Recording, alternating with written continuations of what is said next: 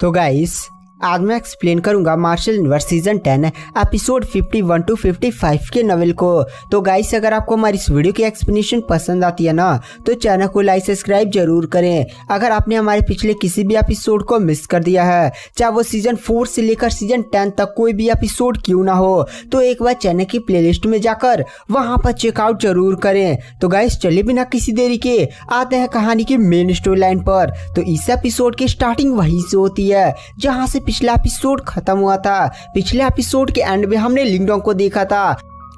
जो लिंगडोंग था ना गाइस, वो मिस्टीरियस झील के पास पहुंचा था और जैसे ही लिंगडोंग मिस्टीरियस झील के पास पहुंचा था, लिंगडोंग को वहां पर काफी ज्यादा रेयर ट्रेजर जिसका नाम था थंडरकोल्ड वो देखने को मिला था। लिंगडोंग ने एक प्राप्त कर लिया था और वहां पर बहुत सारे कल्टिवेटर्स आ गए थे, जैसे वो लिंगजुआन फाइटर सेट की लिंगजुआन आपको बताना गाइस वो काफी सुंदर लड़की है। साथ ही साथ वहां पर और भी बहुत सारे कल्टिवेटर्स आने लगे थे और हमने एक बात नोटिस की थी कि लिंगडोंग ने एक थंडरकोल्ड प्राप्त किया था, तो उसके बाद कुछ टाइम बाद झील के अंदर से दूसरा थंडरकोल्ड बाहर निकल गया होता है। इसलिए यहाँ पर लिंगडोंग काफी ज्यादा शौक होता है क्योंकि गाइस एक थंडरकोल्ड ना काफी ज्यादा बिजली के प्रेशर से बनता है, मतलब बिजली के प्रेशर साथ ही साथ।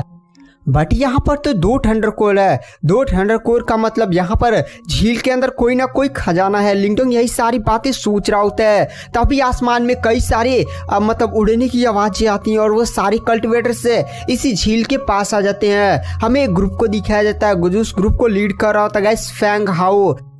वही गाइस 9 रहस्यमय शांति हॉल का ट्रू जीनियस। वहां पर जो पैंग हाउ होता है वो लिंगजुआन की तरफ देख कर कहता है, सीनियर लिंगजुआन सच में आप काफी ज्यादा लकी हैं, आपको तो एक थंडर कोर मिल गया। मतलब वो लाइन मार रहा होता है और वो मतलब जो पैंग हाउ होता है वो लिंगडोंग की तरफ देख रहा होता है मुस्कुराते हुए। गाइस इसका इरादा आप समझ चुके होंगे। वहां पर लिंगडोंग के चेहरे पर कोई भी भाव नहीं होते हैं। तभी हमें दिखाया जाता है बहुत सारे इधर कल्टिवेटर्स इकट्ठा होते हैं और झील के अंदर से एक और थंडर कोर बाहर निकल आता है। इस नजारे को देखकर लिंगडोंग और भी ज्यादा शौक हो जाता है। सभी कल्टिवेटर्स भी काफी ज्यादा शौक हो जाते हैं। कुछ कल्टिवेटर्स जैसे इस थंडरकोर के लिए फाइट करते हैं पैंग हाउ का सेक्ट वाले, तो पैंग हाउ के सेक्ट वाले पा जाते हैं, लेकिन काफी ज्यादा उन्हें छोटी छोटी लगी थी। बट फिर से एक थंडरकोर बाहर निकलता है। इस नजारे को देखकर ना आसपास के बंदे फिर से मतलब 4 थंडरकोर बाहर निकले, यानी झील के अंदर कुछ तो है। वहां पर लिंगडोंग भी तुरंत छोटी लड़की मिलिंगशान से कहता है, मिलिंगशान मेरा हाथ पकड़ो, जल्दी से हम लोग झील के अंदर चलेंगे और आखिर झील को इन्वेस्टिगेट करेंगे कि यहाँ से थंडरकोर इतने सारे बाहर क्यों निकल रहे हैं। वहां पर छोटी लड़की मिलिंगशान भी हाँ में सिर हिलाती है और सीधे ही लिंगडोंग और बाकी सभी कल्टिवेटर्स जैसे पैंग हाउ, लिंगजुआन और इस समय जितने भी कल्टिवेटर्स थे वो सारे लोग ही समझ जाते हैं कि झील के अंदर कुछ ना कुछ तो है, इसलिए वो झील के अंदर छलांग लगा देते हैं। इधर हमें लिंगडोंग को दिखाया जाता है जो झील के अंदर गहराई में जाने लगता है। गहराई में ना गाइस एक काफी ज्यादा बड़ी घाटी थी। घाटी पानी के काफी ज्यादा नीचे स्थित थी, साथ ही साथ काफी ज्यादा बड़ी घाटी थी गाइस। और उस घाटी पर ना बहुत सारे कल्टीवेटर्स के जैसे ऐसे मुर्दा उर्दा होकर बैठे हुए थे, जैसे कल्टीवेशन कर रहे थे और वो सारे कल्टीवेटर्स मर चुके थे। मतलब आप मान सकते हैं ज़ॉम्बी की तरह से बैठे हुए थे। वहां पर लिंगडोंग भी देखता है कि यहाँ पर इतने सारे लमसम 1000 से भी ज्यादा कल्टीवेटर्स थे और घाटी के जितने अंदर आप जा रहे हो ना उतने ही और भी ज्यादा ऐसे ज़ॉम्बी वाले, मतलब ऐसे जैसे नहीं नॉर्मल कल्टीवेशन किया जाता पैर और बांधकर, वैसे सारे ज़ॉम्बीज बैठे हुए थे। वहां पर लिंगडोंग इन सभी ज़ॉम्बीज को देख रहा होता, मतलब पीछे बहुत सारे कल्टिवेटर्स होते हैं, वो सारे लोग भी इन ज़ॉम्बी की बॉडीज को देख रहे होते हैं। तभी हमें दिखाया जाता है एक ज़ॉम्बी की बॉडी ब्लास्ट करती है और जैसे ज़ॉम्बी की बॉडी ब्लास्ट करती है ना, यहाँ पर ज़ॉम्बी की बॉडी के अंदर से थंडरकोर बाहर निकलता है। इस नजारे को देखकर आसपास के सभी बंदे काफी ज्यादा शौक हो जाते हैं क्योंकि गाइस यहाँ पर काफी ज्यादा ज़ॉम्बीज की बॉडी थी। और आखिरकार सबको यहाँ पर समझ में आ गया था कि आखिर इतने सारे थंडरकोर कहाँ से निकल रहे हैं। दरअसल आप जितने ज़ॉम्बीज की बॉडी को तोड़ेंगे उतने ही ज्यादा यहाँ पर थंडरकोर बाहर निकलेंगे। और गाइस ये जो झील थी ना वो कि नॉर्मल झील नहीं बल्कि आप जानते हैं पूरा बिजली वाला क्षेत्र है, तो झील में बिजली एकदम तड़कती भड़कती रहती है। और यहाँ पर कल्टिवेटर्स ने अपने मतलब जैसे अपनी बॉडीज को त्यागा था तो ना, तो उनकी बॉडी में भी काफी ज्यादा हजारों सालों से उनकी एनर्जी थी, साथ ही साथ थंडर की भी एनर्जी थी, तो दोनों एनर्जी कंबाइन हो गई थी। और वो सारी एनर्जी कंबाइन होकर ना थंडरकोल्ड का निर्माण कर रही थी। और गाइस जब थंडरकोल्ड का निर्माण हो रहा था ना तो काफ़ी ज़्यादा तेज एनर्जी निकल रही थी। और जितने भी जॉम्बीज जितने भी कल्टिवेटर्स है ऐसे मुद्रा करके बैठे हुए थे ना, जो मर चुके जिन्हें हम जॉम्बी बोल रहे हैं, उनकी बॉडी ब्लास्ट कर जा रही थी। तो गाइस यहाँ पर जो लिंगडोंग होता है वो रहस्यमय पत्थर के तावीज से पूछता है, रहस्यमय पत्थर के तावीज से क्या मैं जो सोच रहा हूँ वो सही है? रहस्यमय पत्थर का तावीज बोलता, हाँ लिंगडोंग जो तुम सोच रहे हो बिल्कुल सही है। यहाँ पर जब इंसेक्ट पर ईमो ने अटैक किया था तो ईमो काफी ज्यादा पावरफुल थे और ईमो के अंदर एक खास उनकी एनर्जी होती है, उस एनर्जी को बोला जाता है ईमो क्यूआई। और ईमो क्यूआई जब कोई कल्टीवेटर मर जाता है ना तो ईमो क्यूआई धीरे धीरे उस कल्टीवेटर की बॉडी पर कब्जा करती है और उस कल्टीवेटर को एक जॉम्बी में कन्वर्ट कर देती है। तो यहाँ पर जितने भी कल्टीवेटर्स थे जिन्हें लगा अब मैं मर जाऊंगा, अगर मेरी बॉडी बाहर रही तो ईमो एनर्जी मेरी बॉडी पर कब्जा कर लेगी और मुझे फिर से इस दुनिया में एक जॉम्बी की तरह पैदा करेगी, जिसका केवल काम होगा लोगों को मारना काटना। इसलिए सभी कल्टीवेटर्स ने वो भी ना बने, इसलिए उनकी जो बॉडीज थी वो जो मारने वाले थे, जिन्हें लगा मैं नहीं बच पाऊंगा, वो लोग इस झील के अंदर चले आए, क्योंकि झील के अंदर काफी ज्यादा गाइस बिजली एनर्जी थी। और बिजली एनर्जी आप जानते हैं बिजली क्या करती है, किसी भी नेगेटिव पार्टिकल्स को खत्म कर देती है, यही नॉवल में लिखा है। तो यहाँ पर जो झील के अंदर एनर्जी थी ना गाइस, जब सभी कल्टीवेटर्स कल्टीवेशन की मुद्रा में मर गए, ये हजारों कल्टीवेटर्स बाहर ना मरे था, वो लोग नहीं चाहते थे कि वो लोग बाहर मरे।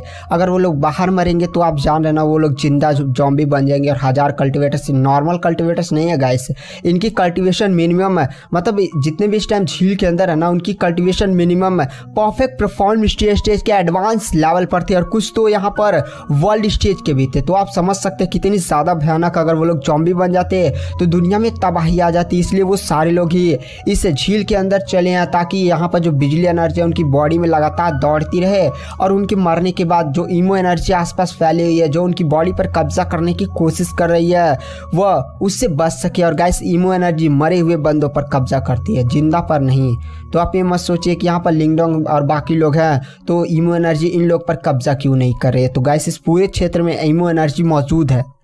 वहाँ पर जो लिंगडोंग था वो भी सोचता है क्या ही बंदे थे यार, मरते मरते भी दुनिया की भलाई सोची। और गाइस आपको पता होगा हमने कुछ बॉडीज को देखी थी जो जॉम्बी बन गए थे ईमो एनर्जी के चक्कर में। नहीं, हमने लिंगडोंग को भी देखा था, उसने उस पूरी ईमो एनर्जी को खत्म किया था पिछले एपिसोड में यार, 1 आवर का था, तो आप लोग ने देखा होगा शायद। तो ये जो कल्टिवेटर्स अगर ये ईमो बन जाते परफेक्ट परफॉर्मेंस स्टेज के, एडवांस लेवल के, वर्ल्ड स्टेज के, ये जो इस टाइम के कल्टिवेटर्स होते हैं वर्ल्ड स्टेज के कल्टीवेटर, परफेक्ट परफॉर्मेंस स्टेज के, एडवांस लेवल के कल्टीवेटर, ये इस दुनिया में काफ़ी ज़्यादा पावरफुल कल्टीवेटर माने जाते हैं। तो यहाँ पर जो तबाही होती ना वो गिना नहीं जा सकता था। वहाँ पर आसपास के सभी कल्टीवेटर्स घाटी में देखते हैं, घाटी में गाइस बहुत सारी लाशें से फट उठ रही थी, जहाँ से बहुत सारी थंडरकोर बाहर निकल रहे थे, जिसके कारण ना आसपास के सभी कल्टीवेटर्स जो इस टाइम झील में घुसे थे उनकी आंखों में एक अलग सी लालच आ जाती है और वो सारे कल्टीवेटर्स से उन थंडरकोर के लिए लड़ाई करना शुरू कर देती है, मेरा है। और पूरा झील के अंदर ही काफ़ी ज़्यादा भयानक खूनी लड़ाई शुरू हो जाती है। एक कल्टीवेटर्स मार रहा दूसरे को ताकि वह जो जैसे बॉडी ब्लास्ट हुई तो वहां पर थंडरकोर निकला तो तुरंत आपस में कल्टीवेटर्स लड़ने लगते थे कि ये मेरा है। वहां पर लिंगडोंग भी देखता है चलो हमें भी फाइट करना चाहिए, क्योंकि गाइस थंडरकोर काफी ज्यादा रेयर होता है। और गाइस कहानी की स्टार्टिंग में ना एक इम्पॉर्टेंट बात है, दरअसल आपको याद होगा लिंगडोंग जब डाउ सेक्ट में था तो उसके पास डेसोलेट डीमन आई टेक्निक थी, जिसे लिंगडोंग की तीसरी आंख भी बोला जाता था। जब लिंगडोंग अपनी तीसरी आंख खुलता था तो काफ़ी ज़्यादा भयानक बीम रिलीज होती थी। आप भूले नहीं ना इस मार्शल आर्ट टेक्निक को। तो गाइस जब लिंगडोंग ने थंडरकोर एब्जॉर्व नहीं किया था तो लिंगडोंग को ऐसा लगा था कि अगर उसे थोड़ा सा और थंडरकोर मिल जाए, 4-5 थंडरकोर बढ़िया सा मिल जाए ना, तो लिंगडोंग पक्का ही अपने डेसोलेट आई मार्शल आर्ट टेक्निक को लेवल अप कर लेगा, उसका रैंक बढ़ा देगा और उसकी पावर जो होगी ना वह काफी ज्यादा भयानक होगी। तो यहाँ पर लिंगडोंग ने मौका देखा था कि बहुत सारे थंडरकोर बाहर निकले और बाहर कल्टीवेटर्स फाइट कर रहे हैं। तो लिंगडोंग भी डिसाइड करता और म्यूलिंग शान से कहता, म्यूलिंग शान तुम्हें भी थंडरकोर की जरूरत पड़ेगी क्योंकि तुम इमोर्टल हेवन शार्क क्लैन की बंदी हो और मैंने सुना है अगर तुम इसे अब्सॉर्ब कर लोगी ना तुम्हारी पावर भी काफी ज्यादा बढ़ जाएगी। उसके बाद जो लिंगडोंग होता है वह इमोर्टल हेवन शार्क की छोटी लड़की म्यूलिंग शान के साथ है सीधे उन सभी कल्टीवेटर्स पर हमला करते थे। ये लड़ाई वो मुक्का ये मार रहा है, उड़ा दे रहा होता है और बहुत सारी कोर लिंगडोंग भी इकट्ठा करना शुरू कर देता है। और गाइस मतलब ऐसे कुछ ही क्षणों के अंदर ना लिंगडोंग ने लमसम 10 थंडरकोर प्राप्त कर लिए थे और छोटी लड़की म्यूलिंग शान ने 4 थंडरकोर प्राप्त कर लिए थे। छोटी तो काफी ज्यादा खुश थी, उसके हाथ में उसका लाइफ एंड डेथ ताबूत का दरवाजा था। दरवाजा उठाती थी, ले दरवाजा इधर मारिए उधर मारिए। कल्टीवेटर्स को इसका सामना भी नहीं कर पा रहे होते हैं। वहां पर जो लिंगडोंग होता है वो भी फाइट कर रहा होता है। गाइस हमें वहीं पर फैंग हाउ को दिखाया जाता है। फैंग हाउ के पास उसका बंदा आता और कहता है, मास्टर यहाँ पर जो लिंगडोंग है वो काफी ज्यादा थंडरकोर प्राप्त नहीं कर रहा है, क्या हमें उस पर अटैक कर देना चाहिए? फैंग हाउ मुस्कुराने लगता और हंसने लगता और कहता नहीं, हमें अभी उस टाइम उस पर अटैक नहीं करने चाहिए, थोड़ा सा उसे और इकट्ठा कर लेने दो। उसके पास काफी ज्यादा जब थंडरकोर हो जाएंगे ना तो अटैक करेंगे और कुछ ही क्षणों में उसे मारकर उसके सभी थंडरकोर को ले लेंगे। वहां पर फैंग हाउ ये सारी बातें सोचकर हंसने लगता है। गाइस मतलब लिंगडोंग पर फैंग हाउ अटैक करेगा तो उसका अंजाम क्या होगा ये तो यही जानेगा। साथ ही साथ गाइस हमें जो घाटी थी ना, घाटी में एक अजीब सी जॉम्बी की बॉडी को दिखाया जाता है। यह जो जॉम्बी था ना वो सबसे बहुत ही ज्यादा अजीब लग रहा होता है। अचानक से उस जॉम्बी की बॉडी के चारों तरफ काली काली रोशनी घूमने लगती है और वो अपनी आंखें खोल देता है। गाइस इसके बाद हमें सीन शिफ्ट किया जाता है और हमें लिंगडोंग को दिखाया जाता है। लिंगडोंग के पास छोटी लड़की म्यूलिंग शान आती है और कहती है, बड़े भाई लिंगडोंग मैंने भी 5 थंडरकोर प्राप्त कर लिए। लिंगडोंग भी बोलता है मैंने भी 10 प्राप्त कर लिए हैं। वहां पर लिंगडोंग समझ गया था कि अब उसे ज्यादा प्राप्त नहीं करने चाहिए, थोड़ा सा उसे यहाँ से हम निकलना चाहिए क्योंकि जैसे नहीं यहाँ पर मतलब उतने थंडरकोर नहीं निकलना कि एक बंदे के पास 100-50 हो जाए। तो जैसे यहाँ पर कमी नहीं हो जाएगी तो एक कल्टीवेटर्स दूसरे कल्टीवेटर्स पर अटैक करेगा। अभी तो निकल रहा है, सभी लूटने में बिजी है, लेकिन जब निकलेगा नहीं, जब थंडरकोर एक बार बंद हो जाएगा निकलना, यहाँ पर कितनी लूट मची है तो यहाँ पर एक कल्टीवेटर दूसरे पर उसे जान से मारने के लिए अटैक करेगा। तो लिंगडोंग यहाँ पर फालतू में पंगे होंगे नहीं खड़े करना चाहता था, इसलिए जो लिंगडोंग होता है वो छोटी लड़की म्यूलिंग शान से बोलता है चलो हम यहाँ पर चलते हैं। तभी गाइस ना लिंगडोंग को जैसा मतलब अंदाजा था कि यहाँ पर कुछ लोग उस पर अटैक तो करेंगे ही, लिंगडोंग की वो लोग पावर जानते थे, बट थंडरकोर ऐसा चीज ही था जिसके लिए ना लोग लालच में आ जाएंगे और उस पर अटैक करेंगे ही। वहां पर 4 बंदों का एक ग्रुप लिंगडोंग को घेर लेता है, जिनमें से जो उनका नेता होता है जो एक टकला होता है जिसकी कल्टीवेशन होती है लाइम स्टेज के एडवांस लेवल पर और बाकी की तीनों की कल्टीवेशन होती है लाइम स्टेज के मिडिल लेवल पर। टकला लीडर लिंगडोंग की तरफ देख कर कहता है, लिंगडोंग चुपचाप है, जो तुम्हारे पास थंडरकोर है ना वो हमारे हवाले कर दो। मैं जानता हूँ तुम काफी ज्यादा पावरफुल और काफी ज्यादा टैलेंटेड हो, लेकिन तुम 2 हो और हम 4 हैं, तो देख लो यहाँ पर हम ही भारी पड़ेंगे और हो सकता है तुम्हें बहुत ज्यादा पीटे। तो मैं तुम्हारी भलाई के लिए बोल रहा हूँ, जल्दी से अपने सारे थंडरकोर मुझे सौंप दो। वहां पर लिंगडोंग बोलता है, अबे टकले साइड हटना, तू मेरे को क्यों परेशान कर, मरना चाहता है क्या? देख फालतू में मुझसे पंगे होंगे मत ले। वहां पर जो टकला लीडर होता है वह कहता है, पंगे ना लूं, लगता है तुझे अपनी पावर पर काफी ज्यादा घमंड है।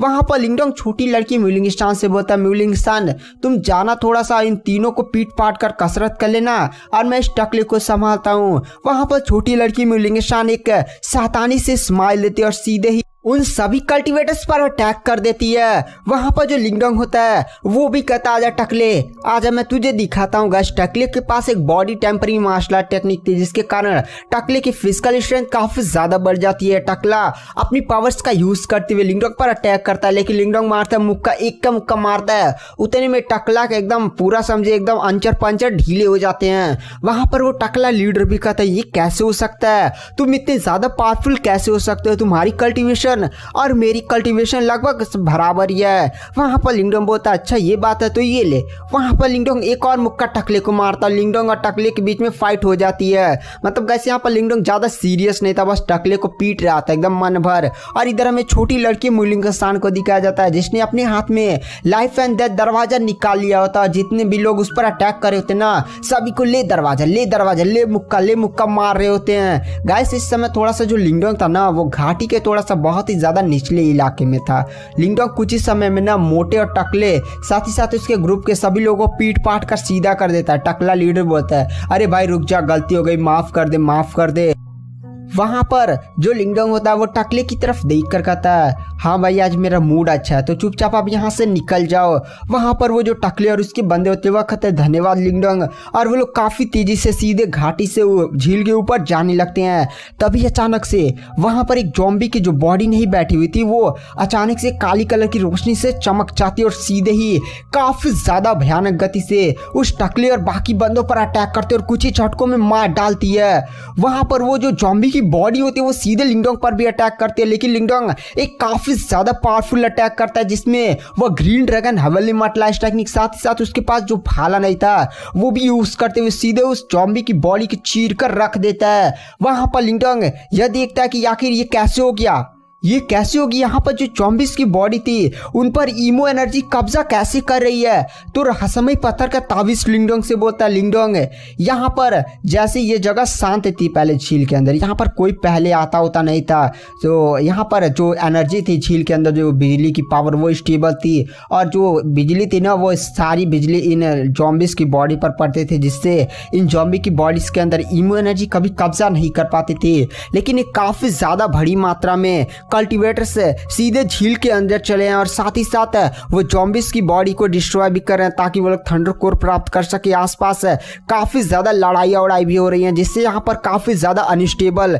मतलब माहौल हो गया पूरे झील के अंदर, जिसके कारण ना जो ईमो एनर्जी है वो धीरे धीरे यहाँ पर जितनी भी ज़ॉम्बीज़ की बॉडी है उस पर कब्जा कर रही है। वहाँ पर लिंगडोंग बोलता है ये मैटर काफ़ी ज़्यादा डेंजरस होता जा रहा है, यहाँ पर काफ़ी ज़्यादा पावरफुल कल्टीवेटर्स की बॉडीज पड़ी हुई हैं, अगर ईमो एनर्जी सब पर कब्जा करेगी तो यहाँ पर जो विनाश होगा ना काफ़ी ज़्यादा भयानक होगा। लिंगडोंग छोटी लड़की म्यूलिंगसान से बोलता है म्यूलिंगसान जल्दी से मेरा हाथ पकड़ो, अब यह जगह ठीक नहीं रहा।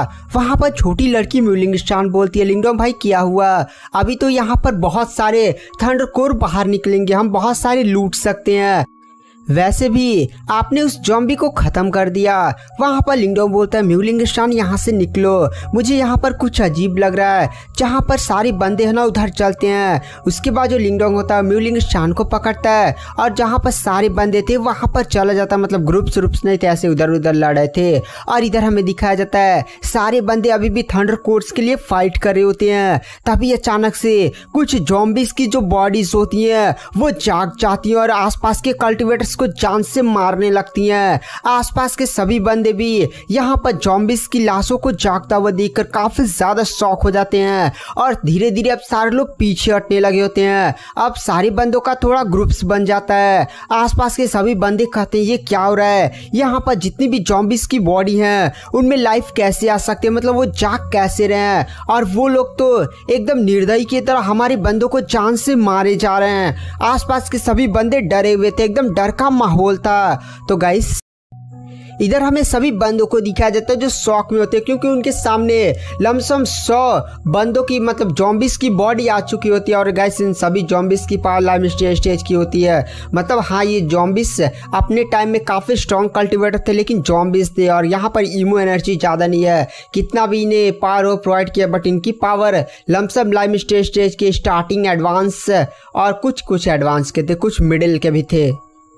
मतलब यहाँ पर समझिए एक साइड इंसानों की आर्मी थी और एक साइड ज़ॉम्बीज़ की आर्मी थी। तभी वहाँ पर एक कल्टीवेटर बोलता है डर क्या रहे हो, सारे लोग मिलकर हमला करो, देखो मैंने एक ज़ॉम्बीज़ को मारा, यहाँ पर जितने भी तुम ज़ॉम्बीज़ को मारोगे ना उतने ही चांसेस है कि उनकी बॉडी से थंडर को निकले। पहले तो हम केवल ज़ॉम्बीज़ की बॉडी के ब्लास्ट होने का इंतजार कर रहे थे, उसके बाद हमें थंडर कोर मिल रहा था, लेकिन अब हम जॉम्बिस की बॉडी पर अटैक करेंगे और जैसे तुम जॉम्बिस को खत्म करोगे 90 से 80% चांसेस है कि तुम्हें थंडर कोर उनकी बॉडी से मिल जाए। मतलब जैसे बहुत सारी एनिमीज या मांगा कुछ भी नहीं देखा होगा आपने, तो वहाँ पर जो हमारा मेन कैरेक्टर होता है वह मतलब कोई सारे गेम्स दोगे जहाँ पर आप किसी को किल करेंगे, जॉम्बिस को किल करेंगे तो वहाँ पर आपको रिवॉर्ड्स मिलते हैं। यही वाला सिस्टम यहाँ पर भी समझ लीजिए।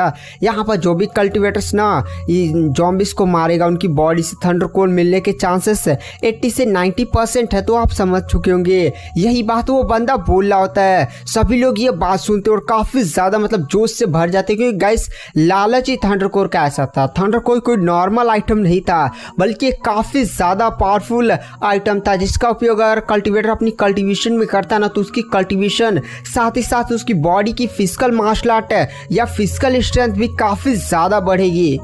और ऐसी चीजें ना मिलना भी बहुत ही ज्यादा रेयर होता है। इधर तो एकदम उनके सामने एक आर्मी थी, मारो और थंडर को ले जाओ, इसलिए सारे बंदे काफी ज्यादा एक्साइटेड हो जाते हैं। सारे लोग मिलकर जोर से चिल्लाते हमला करो, इन सभी जॉम्बिस की बॉडीज पर हमला करेंगे और सभी को मारकर थंडर कोर प्राप्त करेंगे। उसके बाद सारे मतलब एकदम जोश में आ जाते हैं और सारे लोग ही इंसानों और जॉम्बिस के बीच में समझे फाइट स्टार्ट हो जाती है। ये मार्शल आर्ट टेक्निक, वो मार्शल आर्ट टेक्निक है। इधर कोई मार रहा है, कोई इधर जोर से चिल्ला रहा है, इधर उसके दोस्त मार रहे, इधर ऐसे समझे एकदम लड़ाई उड़ाई शुरू हो जाता है। वहां पर जो लिंगडोंग होता है वो भी इन सभी को फाइट्स करते हुए देखता है और कहते हैं ये सारे लोग पगला चुके हैं क्या, इतना भी लालच करना ठीक नहीं है। वहां पर जो लिंगडोंग होता है वह मतलब आसपास की सभी जॉम्बिस की बॉडीज को देखता और कहता है अरे मतलब ये लोग भी उतने ज़्यादा स्ट्रॉन्ग नहीं, मतलब जो जितने भी जॉम्बिस आए थे ना उसकी पावर मतलब लाइम स्टेज की थी। तो लिंगडोंग इन लोग को हल्के में ले लेता और कहता है वहां पर लिंगडोंग छोटी लड़की म्यूलिंग शान से बोलता है म्यूलिंग शान चलो हम भी इस जॉम्बिस की आर्मी पर अटैक करते हैं और इनको खत्म करके थंडर कोर प्राप्त करते हैं। वहां पर छोटी लड़की म्यूलिंग शान भी खुश हो जाते हैं और तुरंत अपना लाइफ एंड डेथ दरवाजा निकाल लेती है। उसके बाद जो लिंगडोंग और छोटी लड़की म्यूलिंग शान होते हैं वो सभी जॉम्बिस की आर्मी पर अटैक कर देते हैं। इधर मतलब एकदम समझे खूनी लड़ाई शुरू हो जाती है, इधर खून भरा उधर खून भरा, मतलब पूरा झीली लाल लाल कलर का होने लगा था। वहां पर ऐसी लड़ाइयाँ चली रही होती है। वहां पर जो लिंगडोंग होता है वह एक जॉम्बिस को खत्म कर देता है, मतलब काट के रख देता है। बट यहाँ पर लिंगडोंग की किस्मत खराब थी। वहाँ पर लिंगडोंग बोलता अरे यार यहाँ पर थंडर कोर नहीं निकला। वहाँ पर छोटी लड़की म्यूलिंग शान लिंगडोंग के बगल में थी और वो एक जॉम्बिस को एकदम समझे खत्म कर देती है। वहाँ पर छोटी लड़की म्यूलिंग शान खुश हो जाती है और कहती है बड़े भाई लिंगडोंग मुझे तो यहाँ पर एक थंडर कोर मिल गया, और वह काफ़ी ज़्यादा मुस्कुरा रही होती है। वहाँ पर लिंगडोंग बोलता है चलो यहाँ पर एक कॉम्पिटिशन करते हैं, कौन कितने ज़्यादा जॉम्बिस को मारता है और कितने ज़्यादा थंडर कोर प्राप्त करता है। छोटी लड़की म्यूलिंग शान भी बोलती है हाँ बड़े भाई लिंगडोंग चलिए। उसके बाद जो लिंगडोंग और छोटी लड़की म्यूलिंग शान होती है वो लोग जॉम्बिस की आर्मी पर अटैक कर देते हैं। गाइस इस फाइट्स में काफ़ी ज़्यादा खून ऊन बह रहा था ना, तो जो ये लोग पानी में सो पड़ते ऊपर से जो खून था ना वो ज़मीन पर बैठता जा रहा था और हमें वहाँ पर एक अजीब सी मतलब जॉम्बिस की बॉडी आप लास्ट बोल सकते हैं, वो कल्टिवेटर समझे ऐसे बैठा हुआ था, मतलब काफ़ी ज़्यादा घाटी के नीचे था। और इधर जब खून ऊन बहकर उसके पास जा रहा होता है ना तो वह खून सीधे उस कल्टिवेटर्स के पैरों से टच करता है और वो सारा खून वो कल्टिवेटर की बॉडी एब्जॉर्ब कर रही होती है। मतलब वो कल्टिवेटर काफ़ी ज़्यादा मिस्टीरियस था। जैसे जैसे बॉडी एब्जॉर्ब कर रही होती ना अचानक से वह कल्टिवेटर अपनी आंखें खोल देता है और उसकी आंखों से ना अजीब सी लाइट्स मतलब बहुत ही ज़्यादा डेविलिश और बहुत ही ज़्यादा अजीब सा मतलब समझिए ये जो कल्टिवेटर था ज़ॉम्बी की तरह था वो रिवाइव जैसे होने वाला था। उसके बाद हमें यहाँ सीन शिफ्ट किया जाता है और लिंगडोंग को दिखाया जाता है। वहाँ पर लिंगडोंग और छोटी लड़की म्यूलिंग शान थोड़ा दूर मतलब रुकते हैं फाइट सर्च कर जॉम्बिस को किल कर। वहाँ पर लिंगडोंग बोलता है छोटी लड़की म्यूलिंग शान तुम्हारे पास कितने थंडर कोर हुए। वहाँ पर छोटी लड़की म्यूलिंग शान बोलती है पहले आप बताइए आपके पास कितने हैं। वहाँ पर लिंगडोंग बोलता है मैंने अभी 7 को मारा है, मतलब 7 प्राप्त किए, 30-40 को मारा तो 7 मुझे मिले, साथ ही साथ मेरे पास 10 पहले से थे, यानी मेरे पास 17 थंडर कोर हो चुके हैं। छोटी लड़की म्यूलिंग शान हंसने लगती है और कहती है बड़े भाई लिंगडोंग मेरे पास 20 है। वहां पर लिंगडोंग बोलता है चलो अभी भी मौका है, हम लोग कंपटीशन करेंगे। उसके बाद जो लिंगडोंग और छोटी लड़की म्यूलिंग शान फिर से वो लोग समझिए ऐसे लड़ाई करने लगते हैं, मतलब जॉम्बिस को ये मार रहे हैं वो मार रहे हैं। और गाइस फाइनली कुछ घंटों के बाद ये फाइट्स खत्म हो जाती है। मतलब फाइट्स काफ़ी ज़्यादा, मतलब कुछ घंटों, मैंने बोला है कुछ घंटों, मिनिमम 4 से 5 या 6 घंटे भी हो सकते हैं, इतना फाइट्स चली थी। और एकदम लड़ाई, इधर इंसान भी गए थे, मतलब जॉम्बिस तो वैसे ख़त्म हो गए थे। मतलब गैस इधर कल्टिवेटर्स की आंखों में लालच आ गया था, जैसे नहीं होता एकदम जोश आ गया था, मारो मारो मार देंगे बोल कर, जब तक मिलेगा नहीं तब तक छोड़ेंगे नहीं। मतलब समझिए किसी चीज़ के जब प्रति जोश आ जाता है तो ऐसा ताकत निकलता है, क्या ही बताया जाए। तो समझिए ऐसा ही जोश इन सभी कल्टिवेटर्स में आ गया था। एकदम लड़ाई उड़ाई हो चुकी थी, एकदम सभी कल्टिवेटर्स ने जॉम्बिस को पूरा तरीके से ख़त्म कर दिया था। मतलब जॉम्बी उसने भी ज़्यादा स्ट्रॉन्ग नहीं थे, मतलब जैसे कोई पावरफुल जॉम्बिस मिल रहा था, जैसे लाइव स्टेज के एडवांस लेवल का, तो 20-30 लोग मिलकर मार रहे थे। तो ऐसा सीन हो गया था। और इंसान भी काफ़ी ज़्यादा मरे थे। यहाँ पर अधिकतर इंसान तो दुश्मनी से मरे थे। दुश्मनी के कहने का क्या मतलब, जैसे लिंगडोंग और पैंग हाओ के बीच में नहीं दुश्मनी है, अगर पैंग हाओ को मौका मिले तो लिंगडोंग को पीछे से जान से मार सकता था। ऐसे यहाँ पर बहुत सारे कल्टिवेटर्स आए हुए हैं, और ये सारी कल्टिवेटर्स कोई संत महात्मा नहीं है, इनके भी बहुत सारे दुश्मन, इन्होंने बहुत सारी किल्स किए हैं, बहुत सारे लोगों की जान निकाली है। तो यहाँ पर ऐसे दुश्मनी के पीछे, मतलब पीछे समझे खंजर पीछे से ही घोंपा गया था सभी कल्टिवेटर्स के। जैसे ये फाइट्स कर रहा है, उसका दुश्मन ये अटैक कर दिया, वो अटैक कर दिया, समझे ऐसे ही बहुत सारे इंसान मारे गए हैं। गाइस इधर हमें पैंग हाओ को दिखाया जाता है। अरे वही 9 रहस्यमय शांति हॉल का ट्रू जीनियस पैंग हाओ।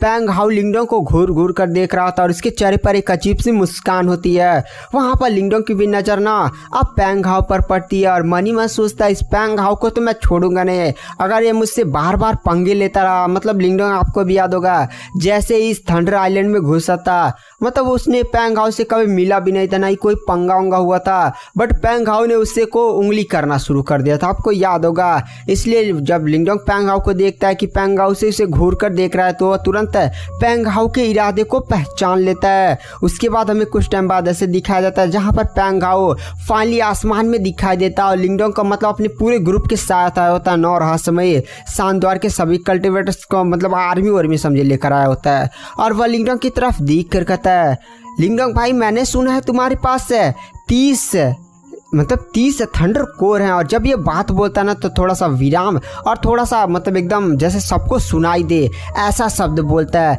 आसपास के सभी कल्टिवेटर्स भी इस बात को सुनकर तुरंत लिंगडोंग की तरफ देखते हैं, और उनकी आंखों में एक अजीब सी लालच आ जाती है। लेकिन वो लोग लिंगडोंग पर अटैक नहीं करते, क्योंकि वो लोग लिंगडोंग की पावर समझ गए थे। बट उन्हें कहीं मौका मिलता ना तो वो लिंगडोंग के पीछे छुरा घोंपने के लिए तैयार होते हैं। वहाँ पर पैंग हाओ हंसते हुए कहता है, मतलब लिंगडोंग भाई क्या ही कमाल की है, मतलब 30 थंडर कोर प्राप्त कर लिए यार तुमने। यहाँ पर जितने भी कल्टिवेटर्स हैं उनमें से किसी के पास 2 या 3 बहुत ही ज़्यादा मुश्किल तरीके से मिले हैं, वहाँ पर तुम्हारे पास तो 30 हैं। आसपास से सभी कल्टिवेटर्स ना अब लिंगडोंग को लालच भरी नज़रों से देख रहे होते हैं। वहीं पर हमें फाइटर साइड की लिंग जुआन को दिखाया जाता है। उसके पास उसका एक मतलब सेट का बंदा कहता है, सीनियर सिस्टर लिंग जुआन क्या हमें भी लिंगडोंग पर अटैक करना चाहिए, उसके पास 30 थंडर कोर हैं। तभी जो लिंग जुआन होती है वह कहती है अटैक करना चाहिए, मतलब वो थोड़ा सा कंफ्यूज थी। तभी पीछे से एक बूढ़े की आवाज़ आती है, लिंग जुआन हमें ऐसा नहीं करना चाहिए, हमें थोड़ा सा शांत रहना चाहिए और पूरे मामले को देखना चाहिए। वैसे भी हमारे पास बहुत सारे थंडरकोर हो चुके हैं और इतने हमारे लिए बहुत ही ज़्यादा पर्याप्त है। लिंग जुआन भी उस बूढ़े को देखते गाय से उन्हीं के सेट से आया हुआ था।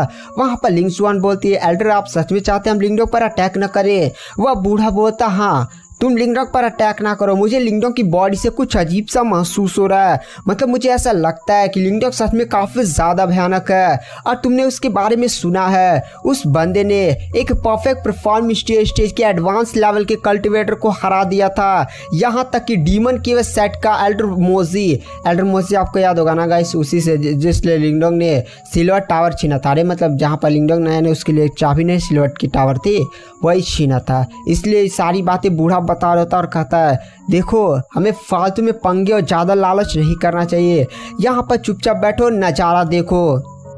फाइटर सेट के लोग भी यहाँ में सिरे लाते हैं। उसके बाद हमें इधर पैंग हाओ को दिखाया जाता है जो लिंगडोंग को घूर घूर कर देख रहा होता है। वहाँ पर लिंगडोंग हंसने लगता है और कहता है, हाँ मेरे पास तो 30 ही हैं, लेकिन तुम्हारे पास तो 30 से भी ज़्यादा हैं। मैंने सच कहा ना पैंग हाओ फिर से थोड़ा सा अजीब सा मुस्कान देता और कहता, हाँ मेरे पास 30 से ज़्यादा हैं, लेकिन तुम्हें इससे क्या, तुम्हें क्या लगता है यहाँ पर जितने भी कल्टिवेटर्स हैं किसी की भी इतनी औकात है कि वह मुझसे अटैक कर कर मुझ पर अटैक कर कर मुझसे थंडर कोर छीन सके।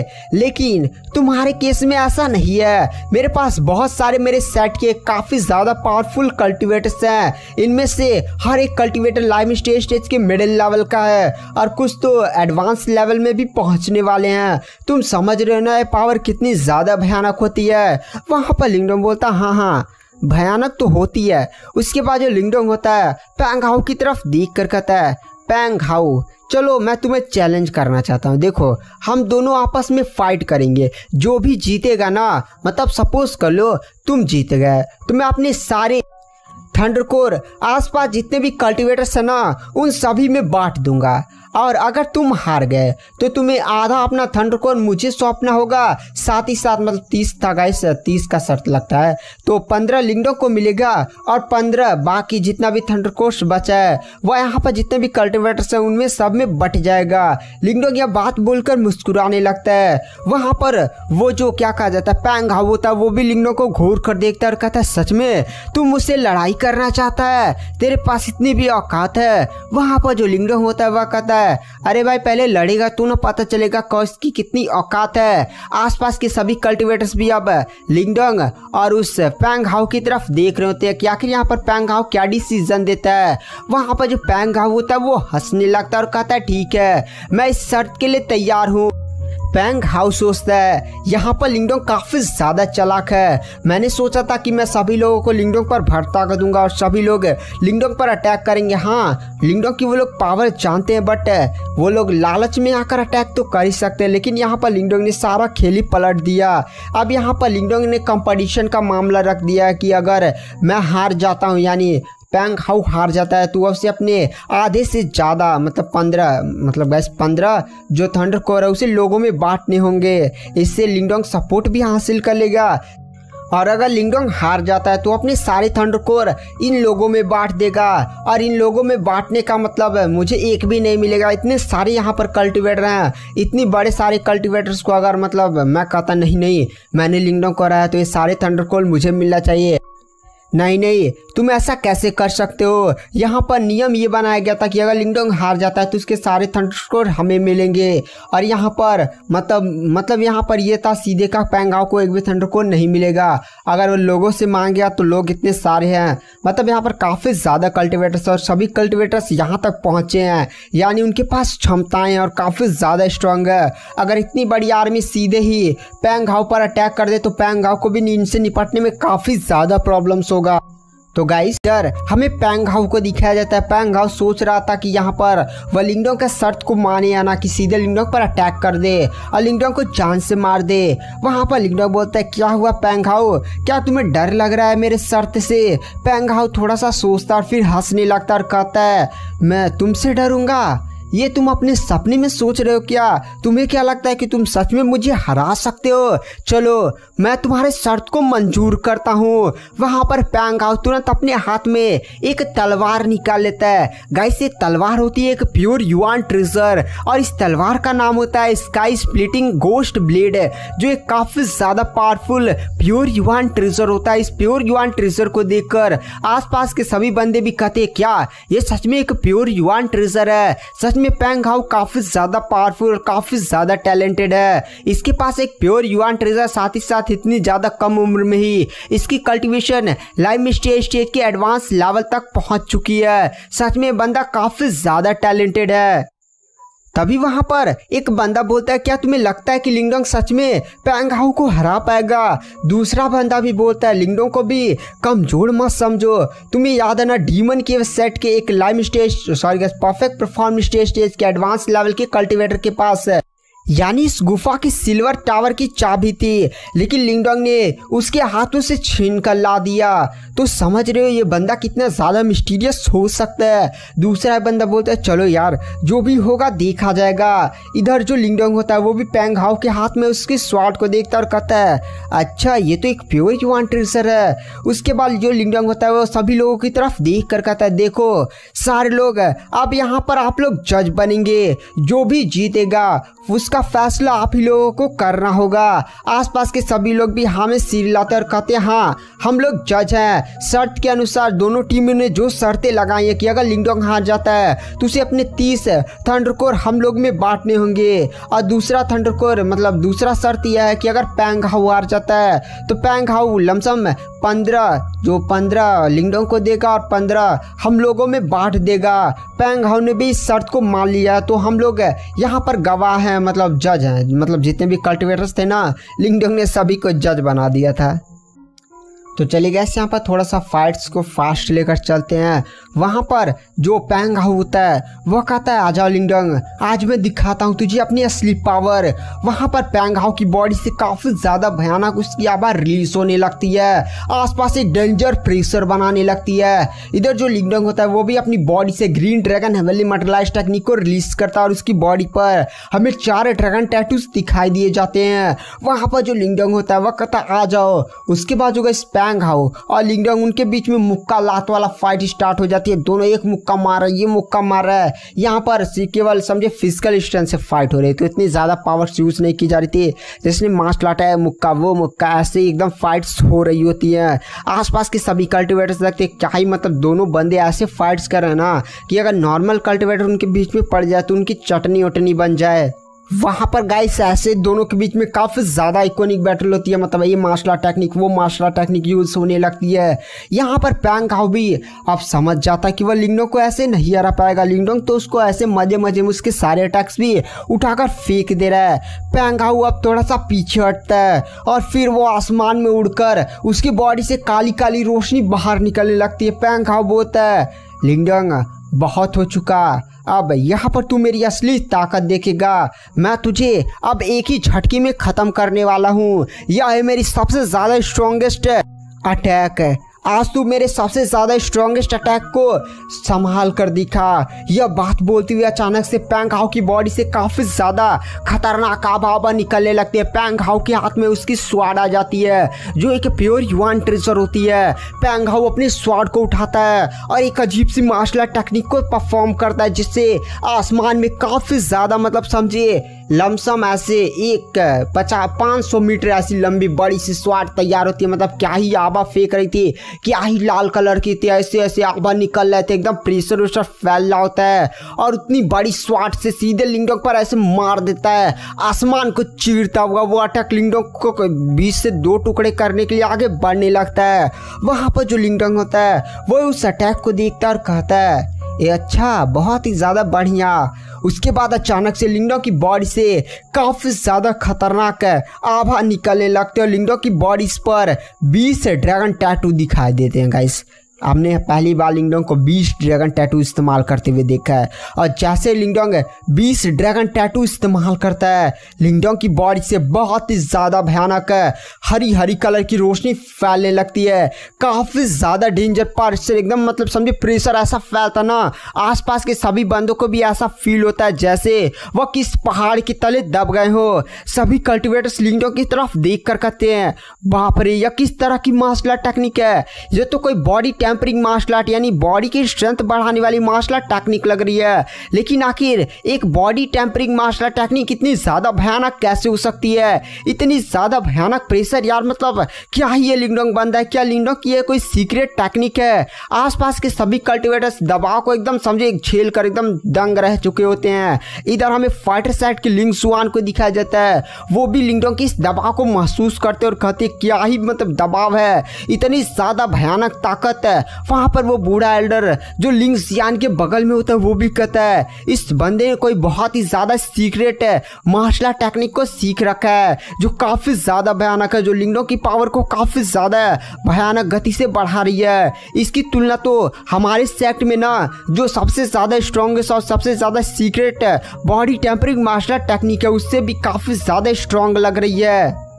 बट एक क्वेश्चन, आखिर लिंगडोंग के पास इतने भयानक मार्शल आर्ट टेक्निक आया कैसे? क्या लिंगडोंग के पास किसी बहुत ही ज़्यादा पावरफुल बड़े कल्टिवेटर की विरासत है? यही सारी बातें वो बूढ़ा सोच रहा होता है। इधर हमें पैंग हाउ को दिखाया जाता है जो लिंगडोंग की बॉडी से आवा को निकलता हुआ दिख कर कहता है लिंगडोंग मानना पड़ेगा, लगता है तेरे पास भी एक छुपा हुआ तुरुप का इक्का था, लेकिन तूने एक गलत आदमी से पंगा ले लिया, तेरा कोई भी इक्का नहला दहला कुछ भी मेरा बिगाड़ नहीं पाएगा।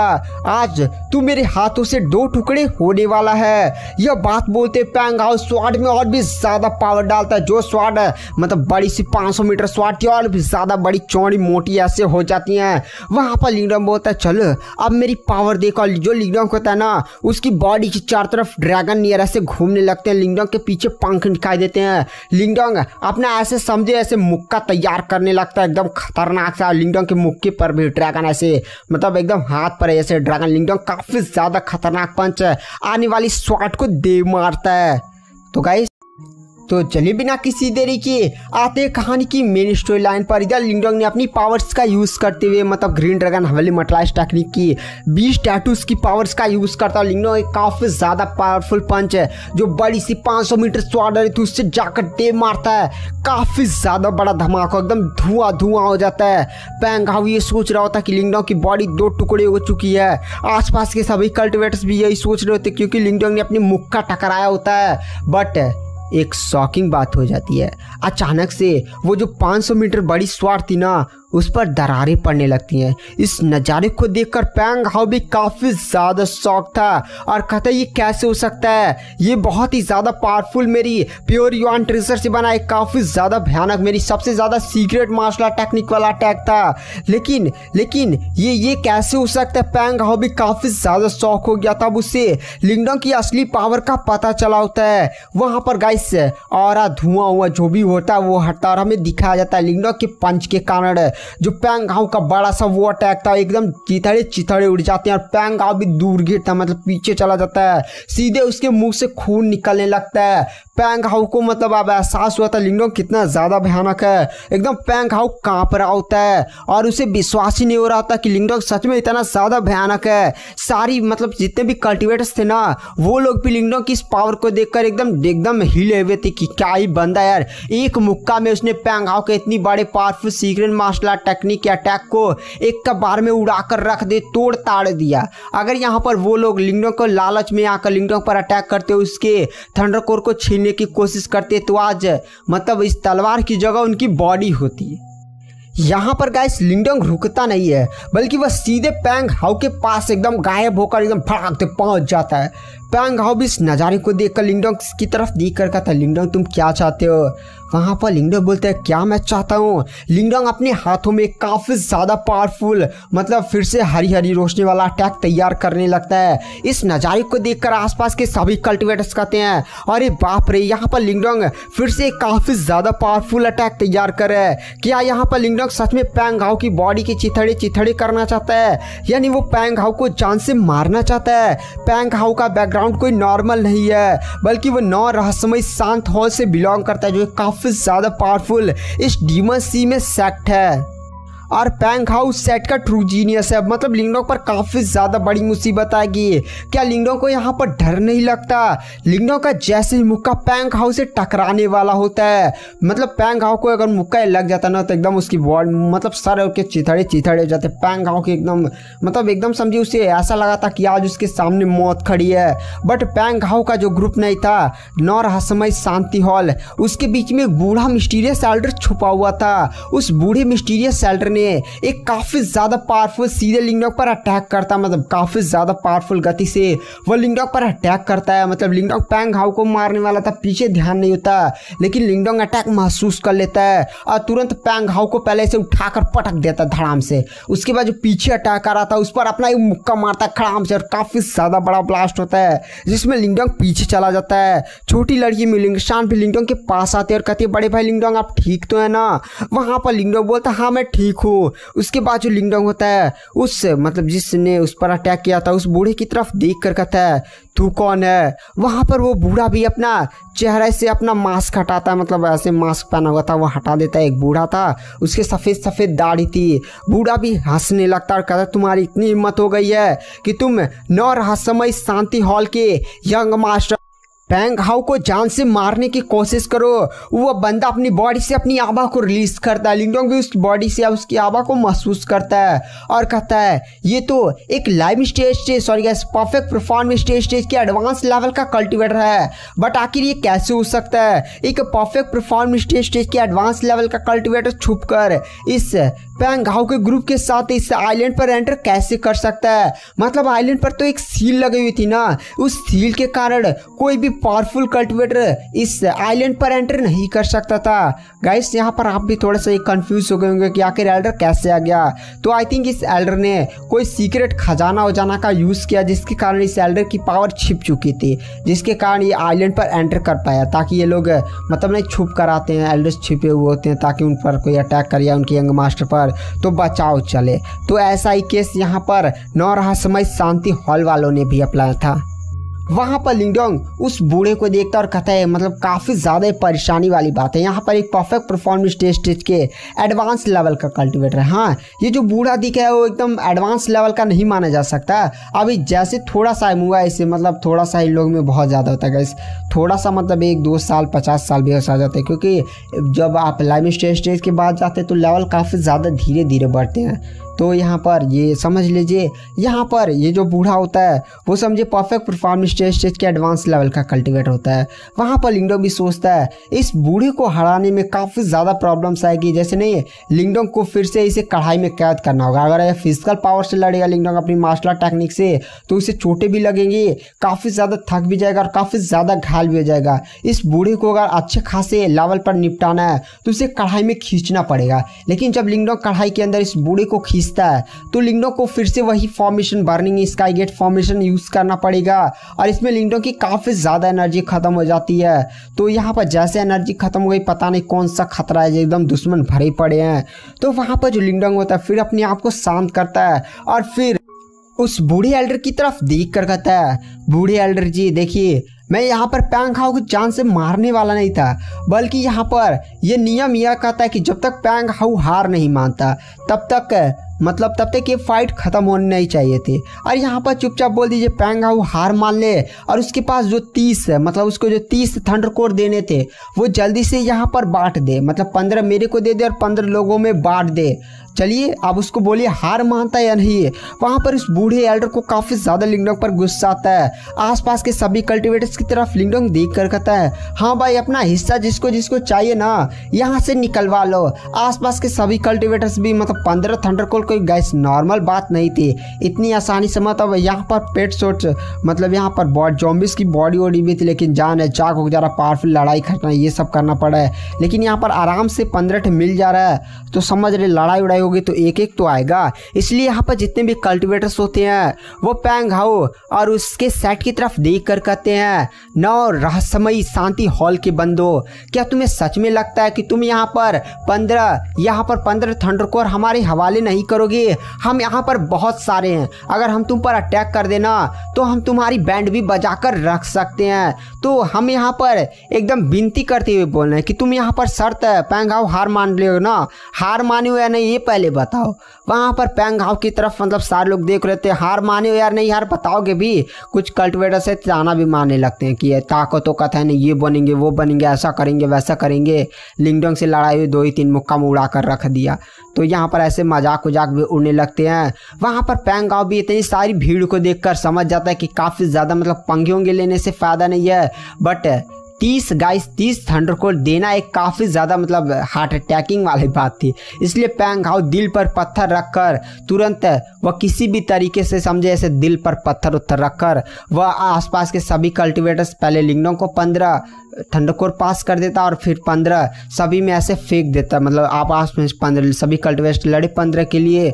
उसके बाद जो पैंग हाउ होता है वो लिंगडोंग की तरफ देख कर कहता है, लिंगडोंग तूने जो मेरा हाल किया ना उसके लिए तुझे कीमत चुकानी पड़ेगी। पैंग हाउ जोर से चिल्लाता है, अब यहाँ पर ये मैटर मेरे और लिंगडोंग के बीच में हो चुका है, यहाँ पर तुम्हारा और जितने भी लोग हैं अगर वो हमारे और लिंगडोंग के निजी मैटर में इंटरफेयर करते हैं तो सच बता रहे हैं वो सीधे 9 रहस्यमय शांति हॉल के दुश्मन बनेंगे। उसके बाद जो उनको परिणाम भुगतने पड़ेंगे ना वो काफ़ी ज़्यादा भयानक होंगे। आसपास के सभी कल्टिवेटर्स को गाइस केवल थंडरकोर्ट से मतलब था, तो वो लोग अपने थंडरकोर्ट में लगे हुए। इधर पैंग हाउ जो भी बोल रहा है उसको निगलेक्ट, हाँ भाई हाँ तुझे जो भी लिंगडोंग से एकदम लड़ाई उड़ाई करनी कर ले, हम तो इंटरफेयर भी नहीं करेंगे। वहाँ पर जो पैंग हाउ होता है बूढ़े एल्डर की तरफ देख कर कहता है, जो परफेक्ट परफॉर्मेंस स्टेज के एडवांस लेवल का कल्टिवेटर होता है, बूढ़े जी, बूढ़े एल्डर इसको छोड़िएगा मत, इसको मार डालिए, ख़त्म कर डालिए, इस बॉडी के टुकड़े टुकड़े कर डालिए। इसने मुझे कितना ज़्यादा घायल कर दिया है, मुझे रिकवर करने में ही लमसम 1.5 महीने से भी ज़्यादा समय लग जाएगा। बूढ़ा एल्डर भी कहता है, यंग मास्टर पैंग हाउ आप चिंता मत करिए, हम इस लिंगडोंग को छोड़ेंगे नहीं। वहाँ पर पैंग हाउ अपने सभी कल्टिवेटर्स की तरफ देख कर कहता है, 9 रहस्यमय शांति हॉल के कल्टिवेटर्स से लिंगडोंग पर हमला करो और इसे ख़त्म कर दो। वहाँ पर लिंगडोंग भी अपना हाथों चटकाता और कहता है, चलो यार लड़ाई करने का समय आ गया है। छोटी लड़की म्यूलिंग शान भी बोलती है, बड़े भाई लिंगडोंग मैं हमला करूँ क्या, मतलब मेरे को भी एकदम थोड़ा सा मन कर रहा था लड़ाई करने के लिए। लिंगडोंग बोलता, हाँ थोड़ा छोटे मोटे जो आएंगे ना उनको तोड़ ताड़ कर रख देना, मैं अभी थोड़ा सा एकदम अपना हाथ साफ कर लो। वहाँ पर तभी वो जो 9 रहस्यमय शांति हॉल के 10 कल्टिवेटर्स आगे बढ़ते हैं, उनकी बॉडी से काफ़ी ज़्यादा भयानक आवाज़ रिलीज हो रही होती है और वो सीधे ही लिंगडोंग को जान से मारने के लिए आगे निकलते हैं। तभी ना गाइस नीचे से मतलब खाई थी, अभी ये लोग पानी में थे, घाटी के अंदर से ना कुछ ब्लैक कलर की रोशनी आती है और ब्लैक की रोशनी ना बहुत ही ज़्यादा डेंजर थी, आसमान में सीधे आती है। और जो पैंग हाउ के वो 10 बंदे लिंगडोंग पर अटैक नहीं कर रहे थे, अचानक से उनकी बॉडी से टकरा जाती है और उनकी बॉडी की सारी एनर्जी एकदम समझे चूस जाती है। शरीर पर केवल हड्डियाँ ही हड्डियाँ बचती हैं और उन पर केवल ऐसे पतले पतले समझे एकदम खून गायब हो जाता है, एकदम समझे जो क्या ही हड्डियाँ का ढांचा बन जाते हैं। वहाँ पर लिंगडोंग भी इस एनर्जी को महसूस करता और कहता है, ये तो ईमो एनर्जी है, यानी गाइस वो डीमन क्रिएचर यहाँ पर प्रकट होने वाले जिसको हमने बहुत सारी कहानियों में सुने हैं, मतलब हमने उसके कहानियाँ अब तक ही सुनी है। ईमो प्रकट हो रहा है। वहाँ पर लिंगडोंग भी इस ईमो एनर्जी को काफ़ी ज़्यादा पहचानता था। इस ईमो एनर्जी जो आई थी ना गाइस अटैक किया था काफ़ी ज़्यादा प्योर भी थी। तो क्या यहाँ पर कोई ईमो डीमन क्रिएचर आ चुका है, इसके बारे में हम तो नेक्स्ट एपिसोड में जानेंगे। तो वीडियो पसंद आई हो तो चैनल को लाइक सब्सक्राइब जरूर करें। Next episode